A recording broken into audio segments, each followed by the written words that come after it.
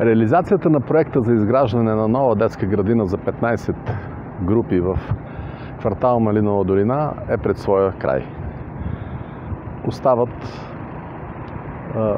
беглите довършителни работи и трябва да вървим към административните процедури по въвеждане на обекта в експлоатация, след което с дирекция образование на Столична община трябва да се назначи директор, да се формира педагогически съвет, да се избере име на детската градина, номер вече има, той е номер 190, и да пристъпим към класиране и прием на деца.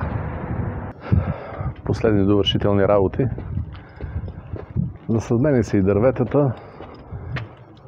Те се поливат и се надяваме, че ще укрепнат, ще се разлистят, ще направят хубава корона и ще създадат така необходимото озеленяване в тази открита площ. Положена и ударопоглъщащата настилка. Съоръженията са с добро качество, производство на русенска фирма. Използват се преди всичко български материали, което е добре въобще за развитието на бизнеса като цяло, защото българското производство трябва да се стимулира. Намираме се в една от занималните на детската градина. Тя служи за монтажен цех в момента на обзавеждането, което предстои да бъде сглобено тук и разнесено по останалите помещения. В момента виждате приготвени детските креватчета. Ето ги. Както виждате, намираме се в един последен стадий по реализацията на този наистина сериозен проект. Детска градина за 15 групи в квартал Малинова долина, район Студентски. С това ще преборим дефицита от места в детските градини на района. Както се вижда,